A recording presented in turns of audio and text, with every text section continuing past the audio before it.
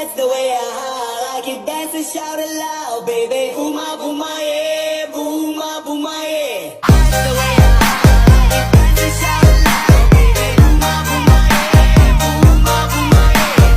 That's the way I. Suatu hari di padang es, terlihat ada sejumlah pasukan tentara yang tak sadarkan diri. Melihat itu, Samohong mencuri kesempatan dengan cara mengambil cincin dan arlojinya. Tak lama, Samohong kaget melihat mereka semua terbangun. Ternyata mereka dari tadi hanya sedang latihan. Karena sudah ketahuan mencuri, maka Samohong pun digelandang ke markasnya tentara. Di dalam markas, Samohong ditelanjangi dan dipermalukan oleh para pasukan itu. Tapi beruntung, Samohong berhasil kabur setelah mengelabui seorang tentara yang mengikatkan bom di pinggangnya. Samohong melompat keluar dan melemparkan bomnya ke dalam.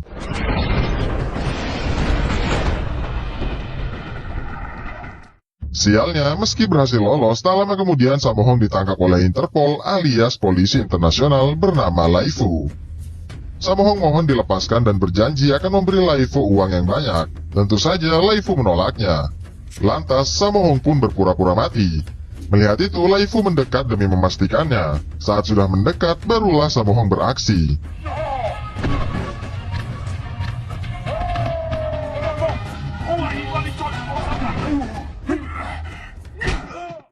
Lagi dan lagi, Samohong berhasil meloloskan diri dari mara bahaya. Selepas itu, kita diperlihatkan sejumlah rombongan kuda yang tak lain adalah bandit gunung. Bos bandit membagi tugas pada anggotanya untuk menyukseskan tujuan mereka, yaitu merampok sebuah kereta. Dan mereka pun berpencar. Usai menjelaskan pada anggotanya, bos bandit menemui kawannya bernama Siu untuk berkolaborasi dalam aksi rampok kereta nantinya. Dari percakapan itu, diketahui bahwa incaran mereka adalah sebuah peta makam raja yang dipegang oleh duta besar Jepang bernama Fushiki. Siu minta tolong pada anak buah bos bandit untuk mencegat kereta itu di tempat sepi yang sulit dijangkau oleh polisi manapun. Sedangkan bos banditnya akan naik kereta bersama Siu nantinya. Di malam harinya, Samohong pamit pada pacarnya untuk melanjutkan petualangannya itu. Samohong berjanji akan menikahinya tahun depan. Adapun pacar Samohong ini bernama asli Olivia. Tapi Olivia tak mau ditinggal dan memaksa Samohong membawanya pergi beserta saudari-saudarinya. Dan Samohong pun menurutinya.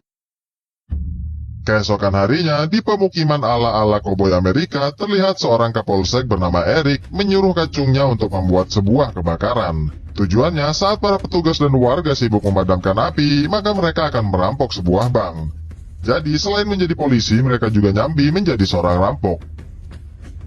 Singkat kisah, para kacung ini mulai melancarkan aksinya.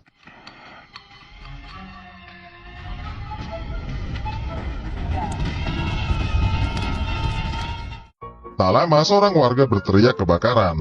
Walhasil, petugas damkar pun datang ke lokasi untuk memadamkannya. Adapun pemimpinnya bernama Piau. Saat sedang memadamkan, tiba-tiba ada wanita gemuk yang minta diselamatkan. Lantas, para petugas pun menyuruhnya untuk melompat ke terpal ini. Saat si gemuk sudah melompat, sialnya malah ini yang terjadi.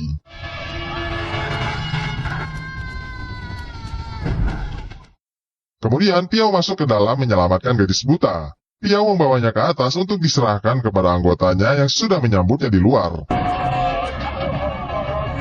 Usai si gadis selamat, Piau juga turun dari gedung. Selepas itu, memadamkan apinya lagi. Sementara itu, di lain tempat, Eric dan kacungnya mulai melancarkan aksi merampok bank.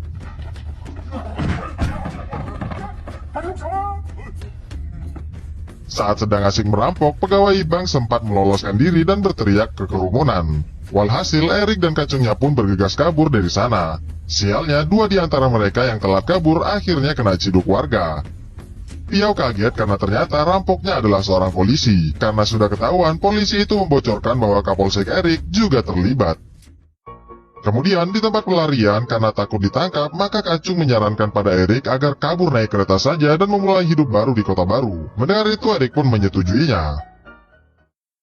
Kembali ke desa, usai bank mereka kerampokan, Pak Kades langsung memberikan sambutan. Bukannya membesarkan hati para warga, Pak Kades malah makin menjatuhkan semangat warga. Walhasil, Piau pun naik ke atas mimbar kemudian bilang akan menangkap Eric dan kacungnya yang sudah merampok uang mereka. Sejak saat inilah Pak Kades mengangkat Piau menjadi Kapolsek baru.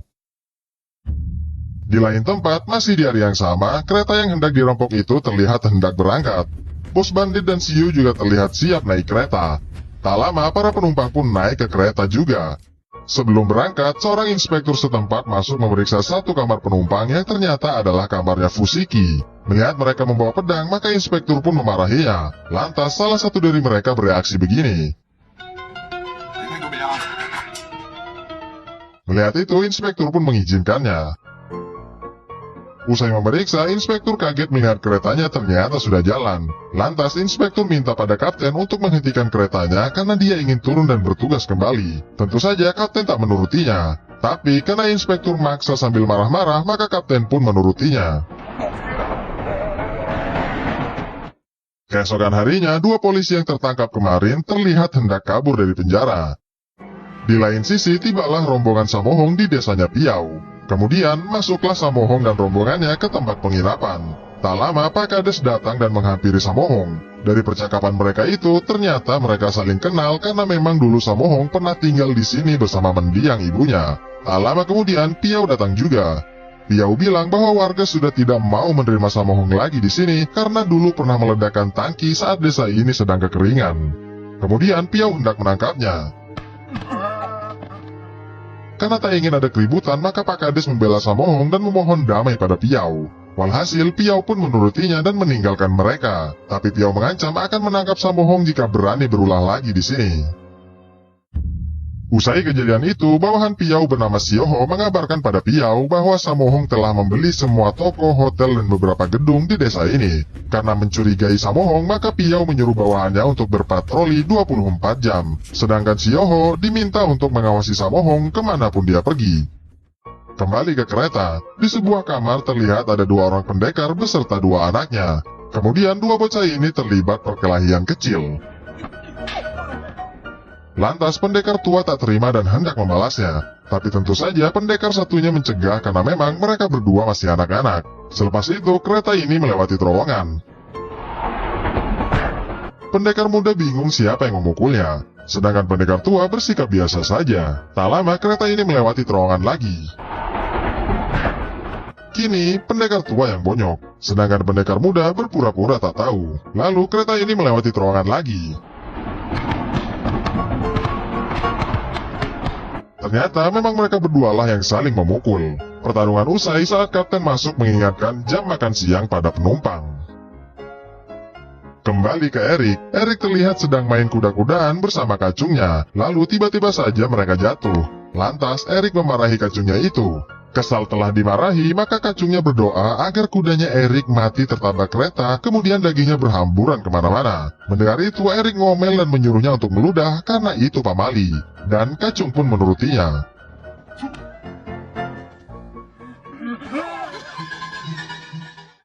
Selepas itu, para kacung disuruh bos untuk mengasah magnet di rel kereta. Tujuannya adalah untuk berjaga-jaga. Kemudian Erik menyimpan magnetnya di baju. Begitu pula dengan si kacung. Karena magnet punya sifat menarik dan menolak, maka mereka berdua mengalami fenomena magnet itu. Kembali ke desa, Sioho melapor pada Piau bahwa Samohong lepas dari pengawasannya. Lantas Piau pun mengejarnya. Tapi Samohong yang banyak akal pun bisa melepaskan diri. Kemudian Samohong berangkat lagi menggunakan kudanya Piau, sedangkan Piau menaiki motornya Samohong. Ternyata rencana Samohong keluar desa adalah untuk meledakkan sebuah kereta menggunakan bom. Tak lama Piau pun datang. Piau mencegah rencana jahat Samohong itu. Tapi Samohong beralasan dengan ledakan ini Samohong berharap para penumpang akan mengungsi ke desanya, menginap di hotelnya dan makan di restorannya, yang mana ini sangat baik bagi ekonomi desa. Samohong juga bilang bahwa inilah satu-satunya cara untuk membayar kesalahannya di masa lalu. Tapi tetap saja Piau melarangnya, dan pertarungan pun terjadi.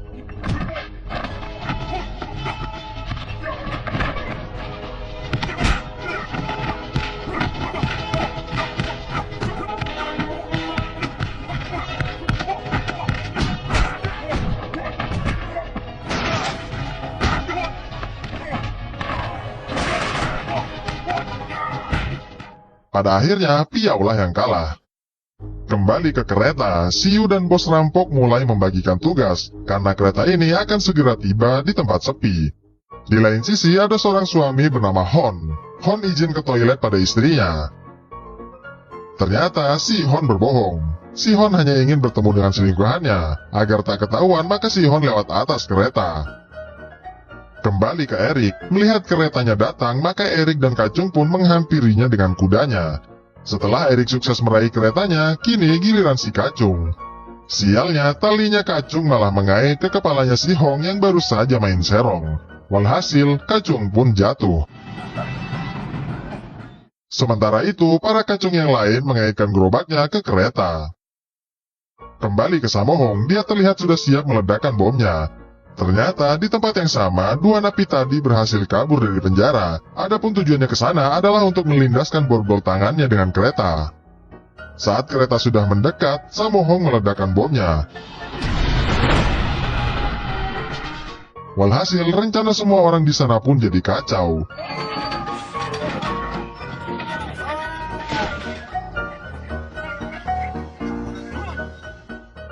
Sementara itu, Piau sudah siuman.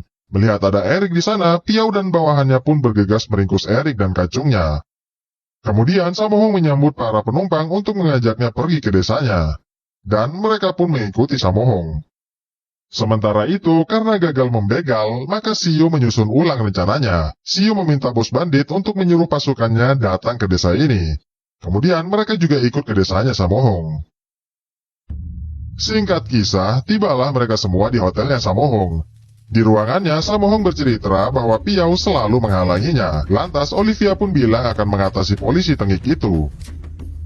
Di lain sisi, sudah mendapatkan kamar, Kacung melapor pada Siu dan bosnya bahwa Fusiki tinggal di kamar nomor 7. Adapun kamar sebelahnya dihuni oleh gadis muda yang tak lain adalah selingkuhannya Sihon.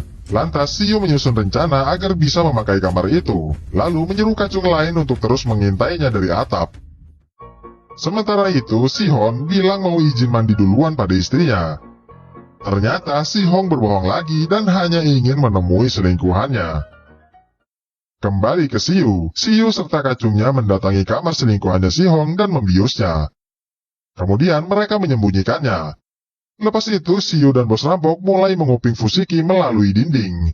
Tapi tiba-tiba saja ada orang yang mengetuk pintu. Walhasil mereka semua pun bersembunyi. Ternyata itu adalah kapten kereta dan pacarnya yang menyangka bahwa kamar ini kosong melompong. Sebelum begituan, kapten disuruh mandi dulu oleh pacarnya. Saat kapten mandi, tiba-tiba saja Si Hon datang. Si Hon langsung ke kasur dan menyangka bahwa itu adalah selingkuhannya. Pada akhirnya mereka berdua kaget karena sadar sama-sama salah orang. Secara kebetulan, istri Si Hong lewat dan sudah pasti sang istri marah pada si gadis.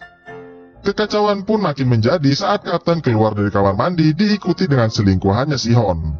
Melihat kondisi gawat seperti itu, sebelum ketahuan istrinya, maka Si Hon dan selingkuhan pun berpura-pura menjadi polisi rahasia alias agen. Mendengar itu, istrinya bingung lalu menanyakan kebenarannya. Sudah pasti Si Hon menegaskan kebohongannya itu bahwa dia memanglah seorang agen rahasia. Tak sampai di situ, Si Hon juga bilang pada istrinya bahwa kapten dan pacarnya ini juga seorang agen. Merasa punya celah untuk kabur, maka para rampok pun satu persatu keluar dan mengaku sebagai agen juga.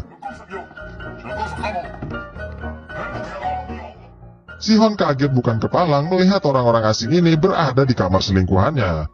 Tak lama, Kacungnya Siu yang di atap tadi datang membawa kabar. Karena takut ketahuan, salah seorang dari mereka pun mendorongnya. Kembali ke desa, Laifu si Interpol menemui Piau dan mengajaknya untuk menjebak Samohong yang licin itu. Laifu menyuruh Piau untuk memancingnya keluar, sedangkan Laifu akan menangkapnya nanti. Singkat kisah, Samohong yang berada di hotelnya dengan mudahnya terpancing oleh rencana Laifu itu.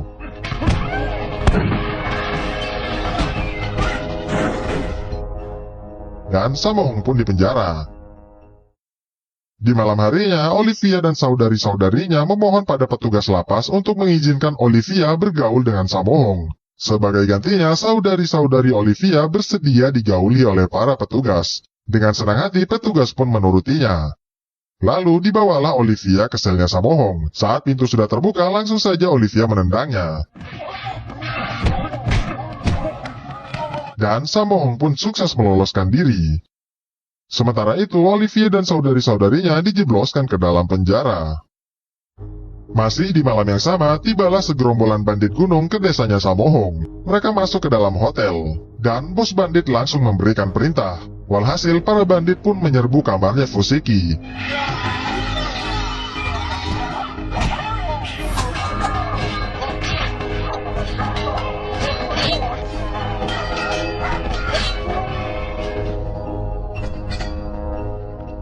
Kemudian datanglah Shiyu dan bos bandit meminta petanya. Sementara bandit yang lain merampok para penumpang kereta yang lain.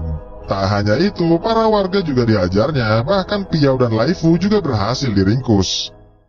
Sementara itu, Samohong yang ada di tempat pelarian merenung sambil memandangi kalung pemberian Olivia. Akhirnya Samohong pun memutuskan kembali ke desa untuk menyatakan perasaannya pada Olivia. Keesokan paginya, Samohong kembali ke kampungnya. Dia mengintip ke penjara dan kaget mendapati orang-orang yang ada di sana, termasuk juga Piao dan Laifu. Lalu Samohong memberikan gergaji pada Piao untuk mengalihkan perhatian si bandit. Saat Piao menggergaji, para bandit pun menghampiri Piao. Dan saat mereka lengah, Samohong pun menaklukkan semua bandit itu.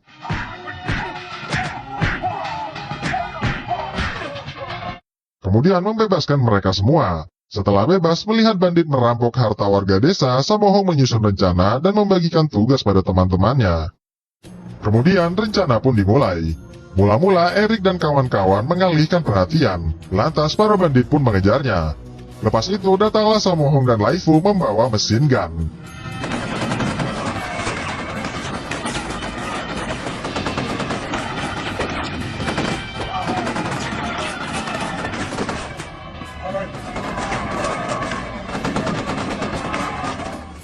Lalu, karena mesinnya macet, mereka berdua akhirnya melawan para bandit dengan alat seadanya.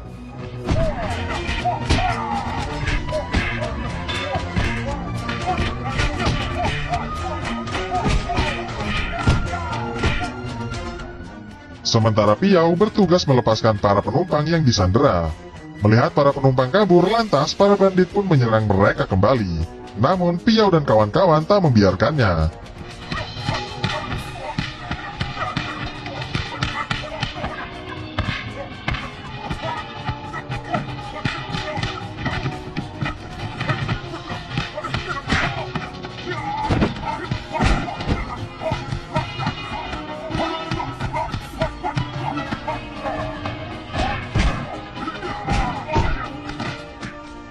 Kemudian para napi terlihat bahu-membahu melawan para bandit. Sementara itu, Samohong yang baru masuk ke dalam hotel langsung disambut oleh bandit cewek. Awalnya Samohong meremehkannya, tapi karena tahu si cewek ini sangat tangguh, maka Samohong pun meladeninya. Samohong kesulitan melawan cewek ini pada mulanya, tapi pada akhirnya si cewek ini takluk juga.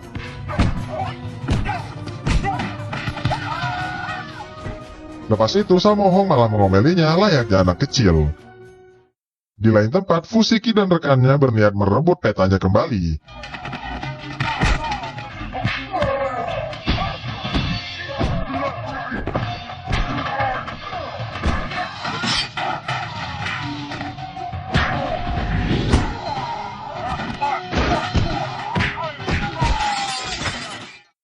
Dan Fusiki pun sukses merebut petanya.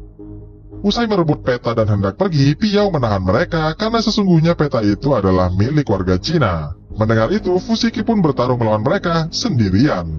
Karena temannya yang cowok dikerubungi saudari-saudarinya Olivia, sedangkan temannya yang cewek dikerubungi oleh para napi.